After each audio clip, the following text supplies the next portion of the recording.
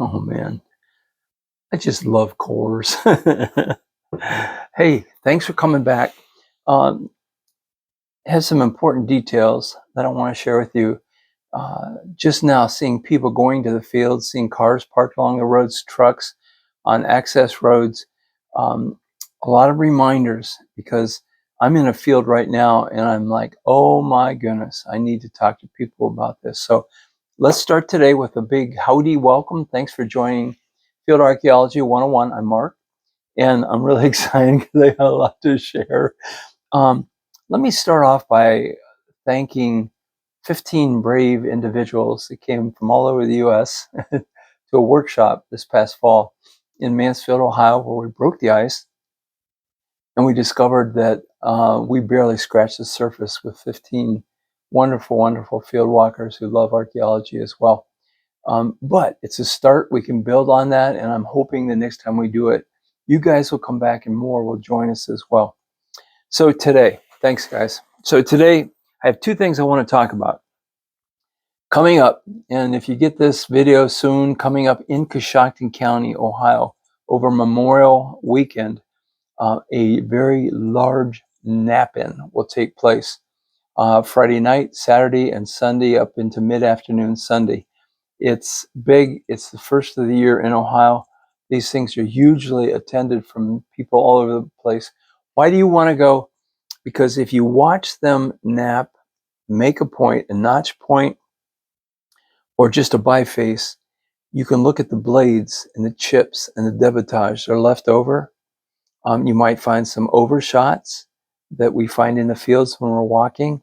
It's going to take you further down the road in your love for field archaeology. Okay, that's the first thing. The second thing is, what did I just find? Oh my gosh. Well, you found more rocks for your rock garden. And so what I thought I'd do is take a look at a field that I've been working this whole past week. Close to 10 1-gallon bags of debitage coming out, unsorted debitage. And the best way to explain this is simply to show you.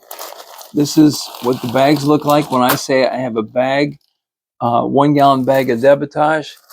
Here is another 1-gallon bag, just washed, of debitage. So this is what I'm up against.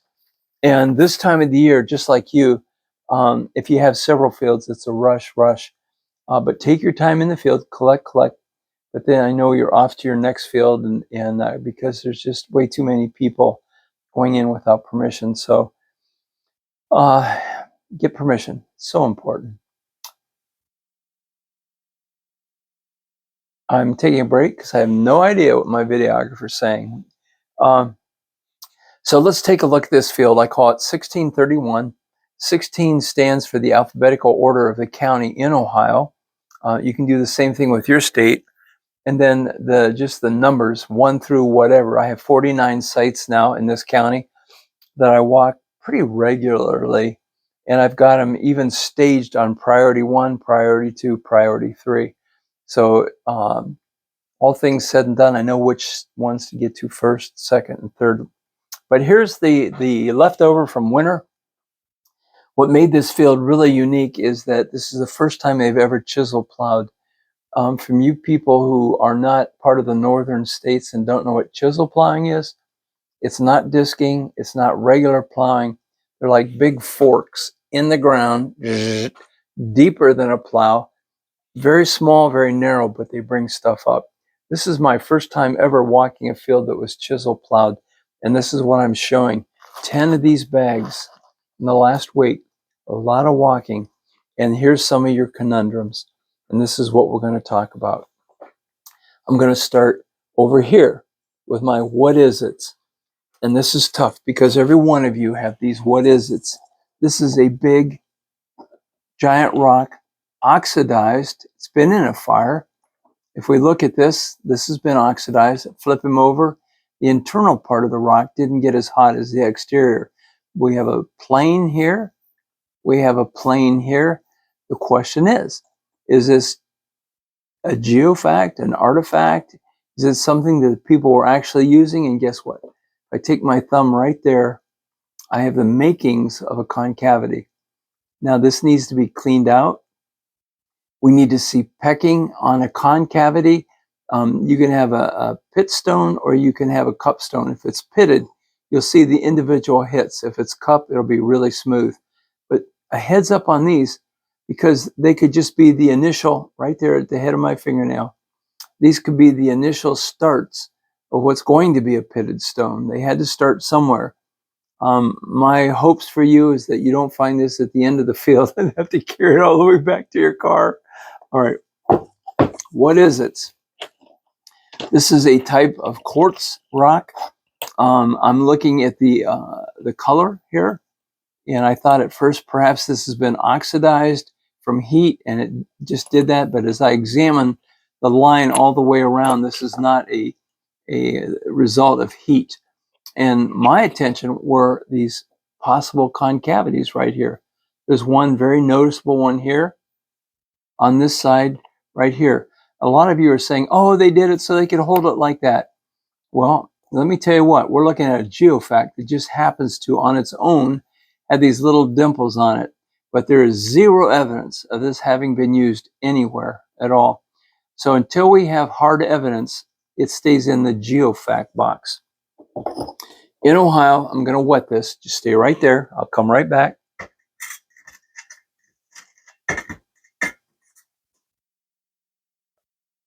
We have slate in whatever form it's in, from just a large round rock form to flat forms. We dig them out because this seems to be one of the more standard pieces or types of rocks that they used for all kinds of tools, from pendants and gorgets to celts and various other things like that. But it's beautiful, and I wetted it. I got it wet so you can see how gorgeous it is. And when I look him over, I'm like, well, there's a lot of plow hits and a lot of disc hits. But when I keep looking, I can see a little bit of polish and grind. This had a long way to go to become a celt or something else. You're going to have to make some decisions. Where do I draw the line with what goes home? My opinion, if in doubt, you bring it home, wash it, look at it. But what stays in my collection and what goes out in the petunia garden, you're gonna have to do that yourself. You're gonna find rocks that I call these wannabes. So many of you people have sent me pictures and described these things, and oh, this looks like a bird head. Here's the head here, or maybe an elephant. You know what? This is just simply a rock. It is a concretion of sorts. There is no evidence of any pound, peck, polish whatsoever, but it's a what is it? Geofact. There's no concavities on this, but I had to bring them home, clean it to make that decision. This piece, if I look at the internal part of this softer stone, a sandstone derivative, if I look at him and I flip him over, this is burn, this is heat, oxidation. Okay, we got an FCR, but we have an FCR with a possible concavity here. So it came home, I washed it, I cleaned it, and I'm still baffled. So what do I do? Does it go into my mini box of rocks from this field or in the petunia garden? Tough decisions. And if it was all easy, you'd get bored, right? What about these guys? Oh yeah. I can't answer that.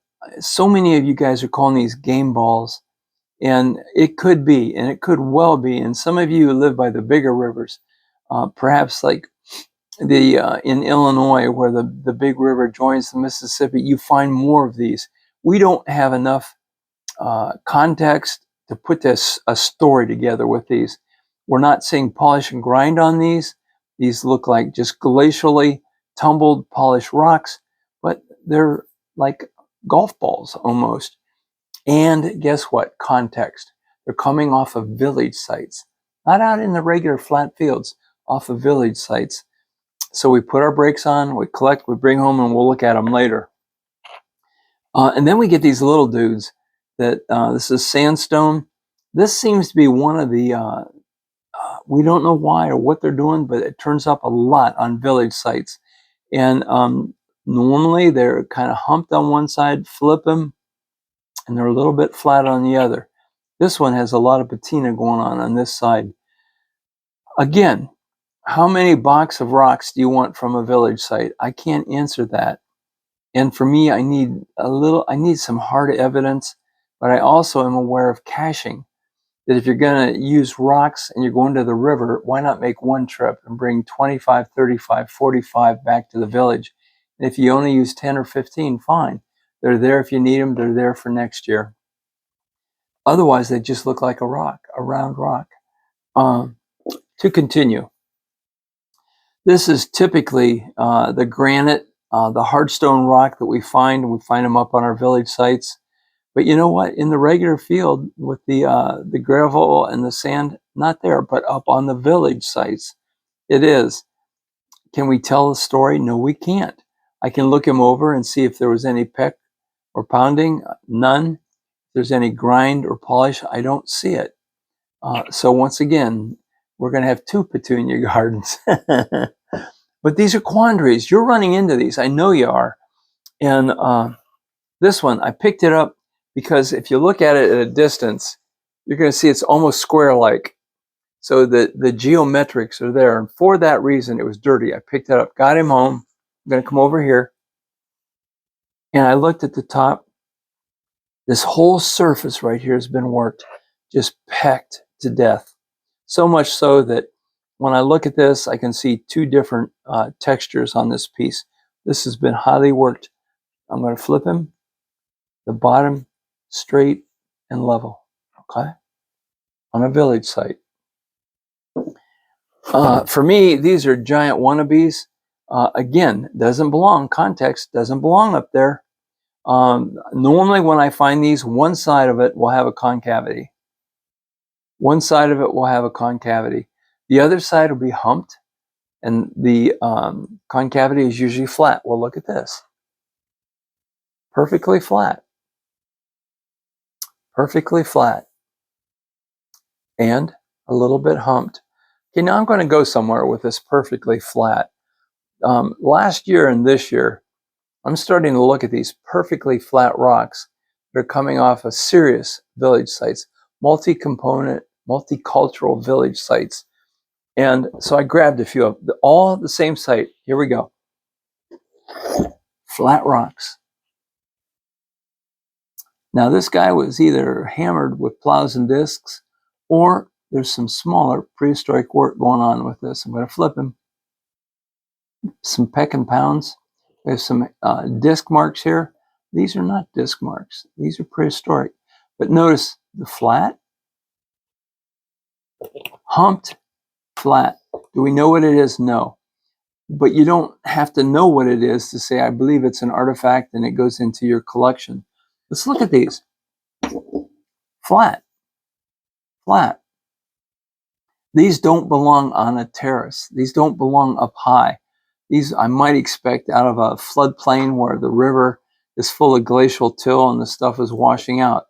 Not where we're finding this on this village site. Here we go. Flat. A little bit humped. Flat.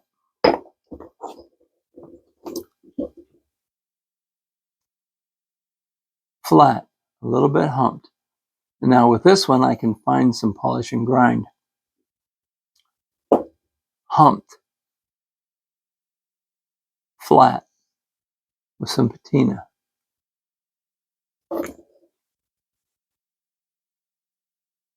Kind of untouched, unscathed.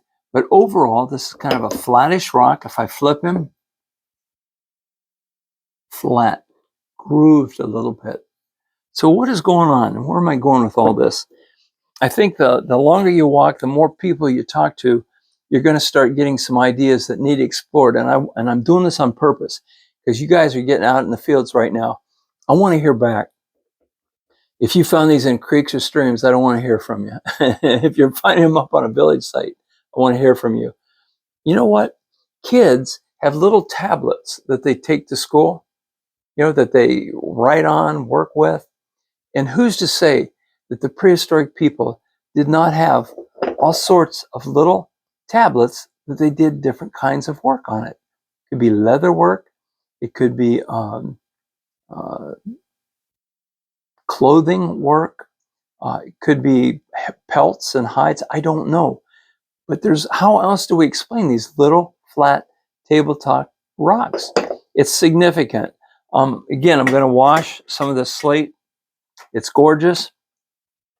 And I think that in many ways, when they're down in the streams collecting and bringing stuff up to the villages and they see this, it's beautiful. They love it. They look like this before they're wet. They look like this after they're wet. This is this. I'm going to wet this guy.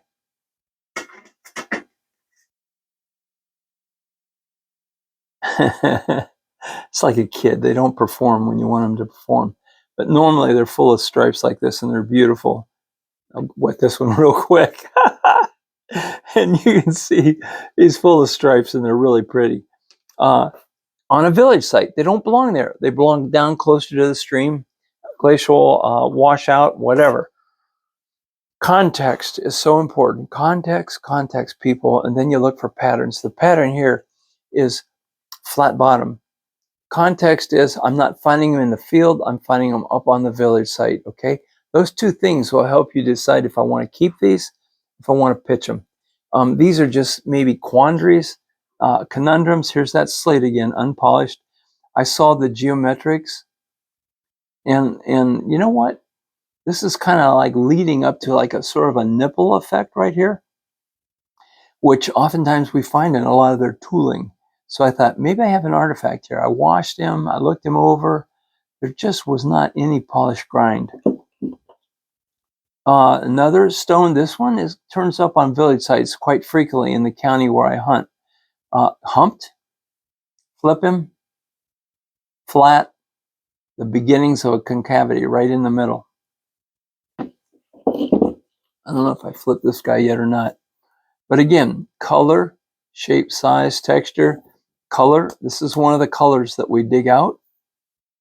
If you can see, this is prehistoric breakage, by the way. This is not plow damage. But can you see the flat right here? Compare it to the hump over here, okay? And then keep on coming. These were yesterday. Humped, flip him, concavity right here. Flat with the concavity. Color. I know the size of the hammerstones coming out of that field, so I brought him home, washed him, and he's been pounded. One end's been pounded, the other end's been used for peck and pound. Color, texture, brought him home, washed him up. Can you see the damage? The peck, pound on this end. Flip him around. And this area right here has been modified a little bit, but it's full of little concussions, which were the result of peck, peck, peck, peck, peck, like that, okay? Gotta bring rocks home. You gotta look at them. Now, I brought some other things with me, and I'll show you these in a minute, but I gotta use my notes because I'll forget. Remember what I said, when you're out in the field, collect, collect, collect.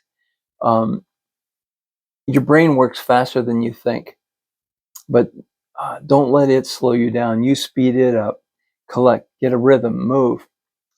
Some people like to bond with the field.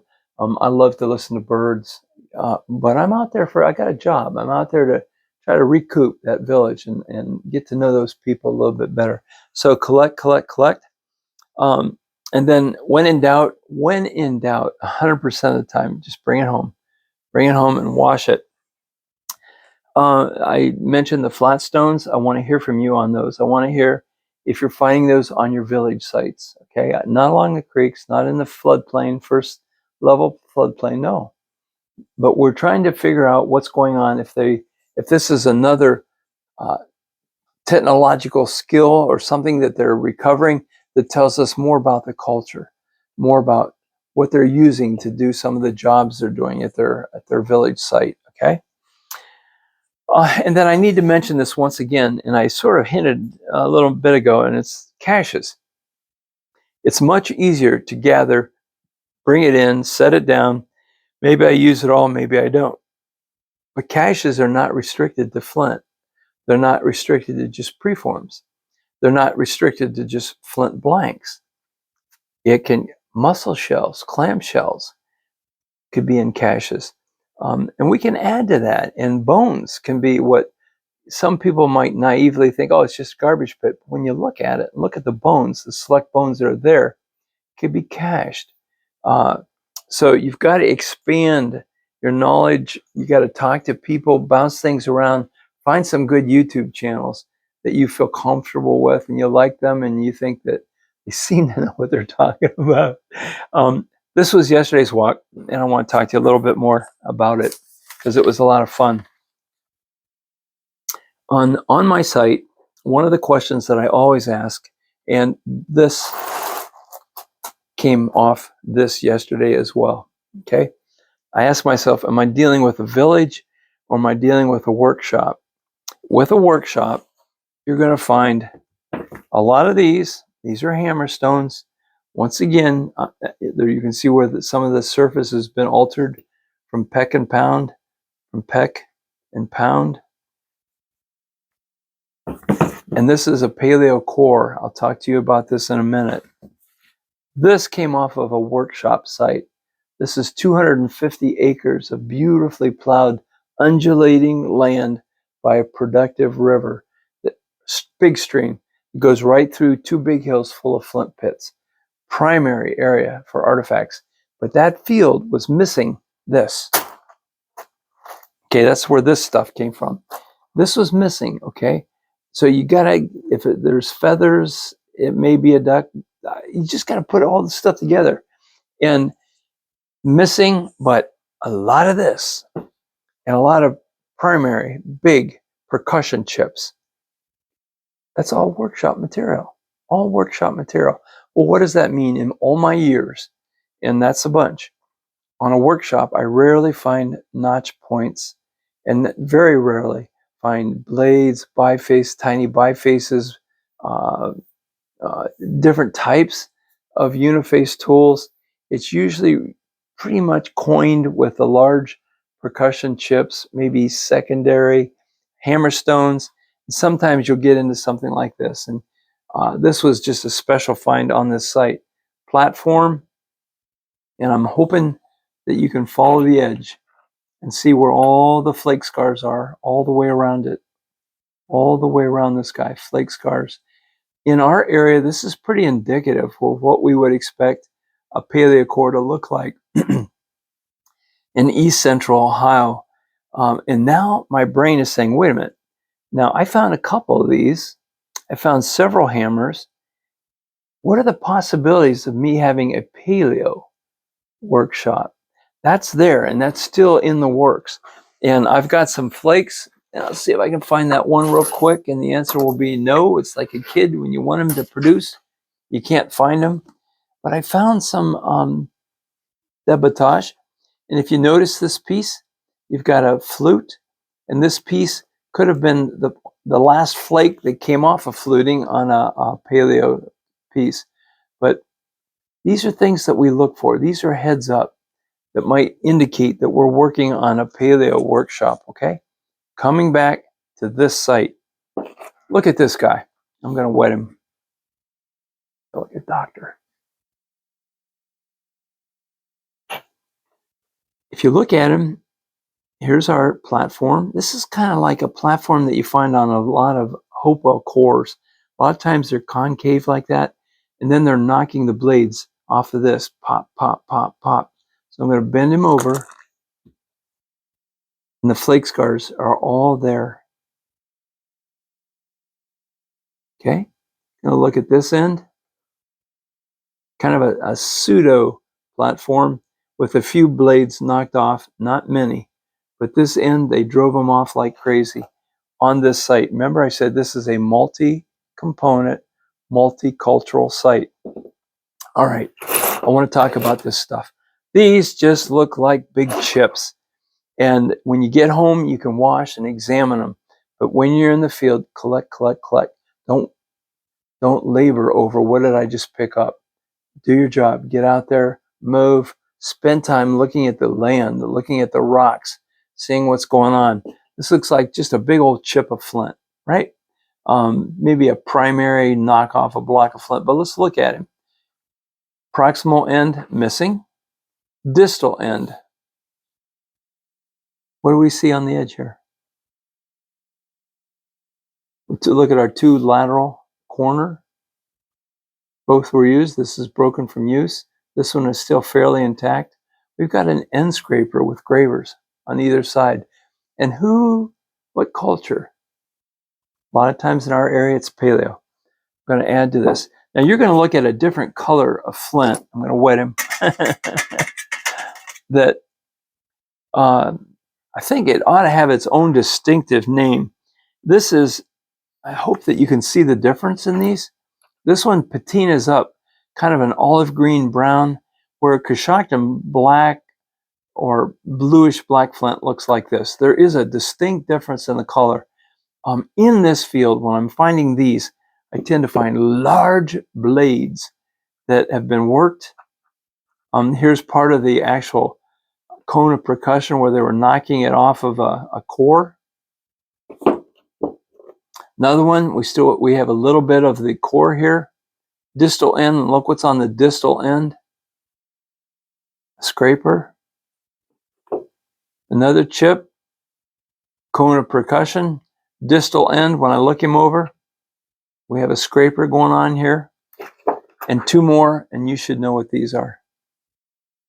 I'm convinced beyond convincing, and I would like you to disconvince me that these weren't intentionally picked up and used as tools. In this field, now I'm well over 300 or 400 of these, and very, very few are showing zero work on either lateral corners.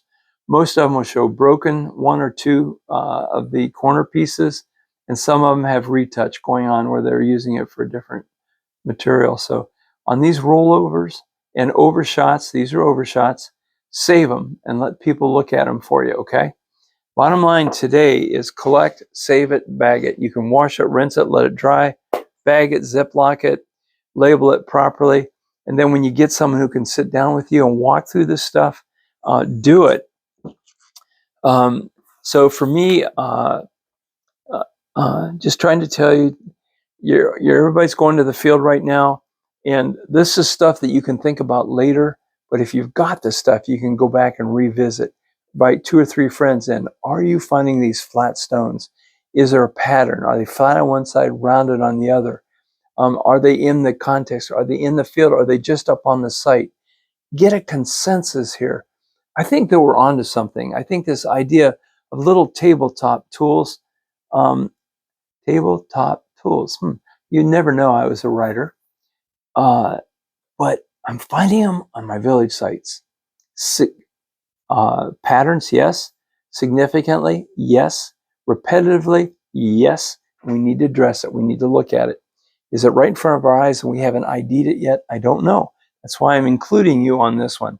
Like I said, you're going to get a lot of wannabes. That's okay. Don't get discouraged. It just means that you're doing what you're supposed to do. Bringing them home, clean them, wash them, stack them. And then when you look out and get somebody who can help you a little bit, pull them out and look at them. Again, a rock is a rock. You see this in a field. I picked it up because of geometrics. I like the way it's round, and I like that hump. And I told you, on my village sites, I get a lot of these round, humped stones. It was dirty. I had no idea what I had. So I picked them up, washed them off, flat with a concavity in the middle.